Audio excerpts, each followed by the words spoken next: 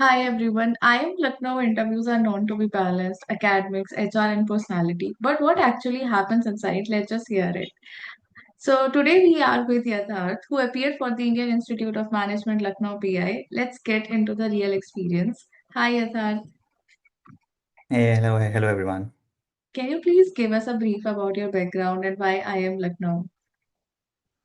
Sure. So I have a chemical engineering degree from BITS Pilani. I graduated in 2022, and now I work with Standard Chartered Bank as a software developer in the documentary trade team. I also have done an internship with the Deutsche Bank in the counterparty credit ratings team, as well as an internship with Kansai Nerolac Paints. It's really nice. So what was your first reaction when you got IIM Lucknow call? I think I would say I was pretty happy, but since I also knew that I will be getting all the calls, I know that IIM Lucknow is like my safe college. If I could crack IIM Lucknow, then I could probably go for my ABC interviews much less stressed. And given that Lucknow was the first PI interview I attended, so and it went well as well. So I would say it has put a lot of stress off my back. So how did you prepare, especially for IIM Lucknow PI? IIM Lucknow, they are specifically known for conducting very short and stressful interviews. So, if you even if you, I would say, even if you have a little bit of surface knowledge for most of the subjects, you can probably handle a IIM Lucknow interview because they don't really like to delve deep into anything, and they just want to be done with interviews quick and quick. They have a lot of people to interview as well, and I think the conversion rate is also 1:2, so that seems great for a interview call. So how was the panel? Are they really like, as you mentioned, stressful interview? Are they really strict, or is the interview is more conversational? I think my panelists, one, they were both male professors. So one was in like in his 50s, one was in his what maybe also early 50s only. One of them tried to have a conversation with me. Other one was just trying to make jokes, and there was some continuous in disturbances and interference from the staff, hotel staff. But I do feel now that it's part of the whole interview that they just want to see if they randomly stop you in between, how would you react? Will you stay calm? Will you get pissed off or anything? So what kind of questions were mostly asked? Like, is it because you have already have a work ex? So are they related to work ex or your HR questions, or mostly towards the current affairs? My interview went mostly towards the current affairs, but I would say that it's not a compulsion. They can ask whatever they feel like asking, but mostly mine revolved around current affairs. So any question, specific question that made you pause or rethink? I would say that when we were talking about current affairs mostly, then there were a few places where I knew the surface knowledge that I knew what's going on, but if they asked me to give my own opinion on it, I would probably lack that part because since to prepare for this current affairs, I'm very new to current affairs. I didn't used to follow them before appearing for CAT. So I started preparing them in December. So I would say that to form an actual opinion of yourself, you will have to connect things with a lot of different things. You cannot just read one aspect and one news that okay, trade tariffs have reduced, so form an opinion. You'll have to know why the trade tariffs were there in the first place and how the whole cycle has come up. So I would say currently for me as a person, I would say these are the aspects I still lack in. But given that they did not try to go that deep, and I have read multiple reports about other aspects as well, that the other side of the story, so I could form a little bit of opinion, and I just gave them facts rather instead of my actual opinions because I didn't want to face those questions that why do you think so? Why do you think this will happen? So that's it. So any one word for IIM Lucknow PI. I would say it's pretty chill. They make you go hungry. That was just very bad. I would say that we were told that we'll be getting lunch, but we didn't get lunch.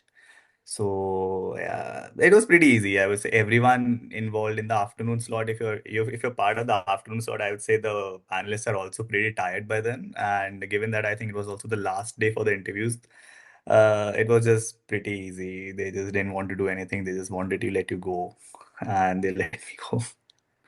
Any tip I for could go the through the whole people? process. I Okay. could go through the whole process as well, that how it went. So. It was mostly that when I joined the panelist room, they just told me, "Where are you from?" I told them I'm from Gurgaon. Then he made a joke about Gurgaon that, "Oh, Gurgaon, now to it's Gurugram." I said, "Yes, sir, now it's Gurugram." So then they asked me about what I've been doing since graduating. So I told them I've been working, and they asked me, "What other calls do you have?" So I told them I do have all the IIM calls. So they were, I don't know if they were impressed or they were pissed. Ki, okay, he'll probably not join if we get another one. But apart from that, then they told me, can you tell me about your family? So I told them in a way that I could relate it to my YMBA if they ever ask. So I told them how important education is to my family, and I told them about my family educational backgrounds. So after that, they asked me, is it your, given that I had 3.5 years of work ex, they started asking me if it's your first attempt at CAT. So I told them that it's not, it's actually my fourth attempt at CAT. Then they asked me, how did that go for you? What was the trajectory like, given that it's your fourth? I told them that I first appeared for CAT exam in 2021 when I was in my final year. Then I did get a 99.87 back then. And I did had all the IM calls except for Bangalore and Kozhikode because probably no WorkX and they have heavy weightage on WorkX. But my interviews didn't went really well because I probably didn't even have enough clarity on what I actually wanted to do.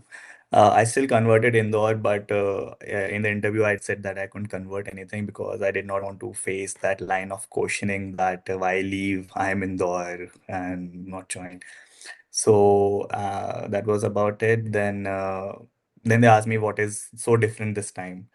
So I told them how I have a much more clarity about myself and what I want to do professionally, and not converting any IIMs earlier gave me a chance to explore technical sector because that is something I wanted to always do. So I also said since I told that I got greater clarity about myself, they also made again they made a joke that clarity sounds very spiritual. What can you learn at 24 years of age? I just told them it's still a work in progress, and that was about that one. Then I think they also asked me what sort of roles I was targeting post an MBA. Again, I mentioned the same that somewhere along the technical lines. So primarily product management and technical consulting. Then that's when my whole interview went into the current affairs mode. They asked me, "Have you been following the recent tariff wars?" I think it was just a day before that when Modi and Trump announced the US India bilateral trade agreement. So I told about that yes, the trades have tariffs have been reduced 50 to 18, and we reduced it to zero. And then they asked me, why do you think India reduced it to zero, but US still kept 18? I told them I don't think we are in a position of power to negotiate that from a superpower like US. Then there was again some light laughter, and they commented that Trump is a bully and he likes to just bully everyone and get his way. Then it went into US Venezuela. From it, I gave my opinion that, of course, US has a historical precedent of going after oil-rich nations, and but I do think that central authority should be involved, like UN, who's neutral for this opinion. And given that Venezuela was mostly about humanitarian conflicts, so I would say that UN should have intervened instead of US directly. And then I also told about how this can set a very dangerous precedent in the current world economics, maybe. So since given that there's a Russia-Ukraine war going on. Why cannot Putin do the same? And China can also go for the Taiwan when they have the semiconductor crisis. So I told about that a little bit. Then they asked me, are you following gold and silver prices? What do you think was causing the rally? So I told them the volatility in the market, historical precious metals have been the hedges. Then I also mentioned about the semiconductor industry, which uses a lot of silver, and that is also one of the major reasons why silver prices are growing. Then he asked me what do you think will be the prices in the future? I told them that according to all the reports, I had read a couple of reports. So told them according to the reports of JP Morgan, Goldman Sachs, they're still quoting that it will go up to, like, I think JP Morgan has quoted 8,000 per ounce and Goldman has quoted around 6,000. I told them and it's supposed to still increase. But then I think I momentarily said that the prices is per kg. Then they asked me, are you sure it's per kg? Then I corrected myself, no, it cannot be per kg given the current prices. Then there was again some light laughter. Okay, you're correct. It's per 10 grams or an ounce. So I'm like, yeah, yeah. So then they asked me, the rupee is depreciating against the dollar. Why do you think it's happening? How far can it go? I gave them a very standard generic answer that I just said that we are not actively trying to defend it, and it can potentially depreciate much further to 93, 94. I didn't take a very expensive guess on 95 or 100. I just said 93, 94 is still possible. Then they asked me what sort of factors do you think affect it, and how can it be strengthened. I told them that we can increase our trade with India can increase trade with the US. That could cause a trade deficit, and this one trade agreement, which we already discussed, is one step in the right direction. We can have a stronger US forex reserve, and given that our currency not only has to appreciate, the other way to get a currency appreciated is if the US dollar starts falling, and if it starts being freely traded in the open market, that is also one way.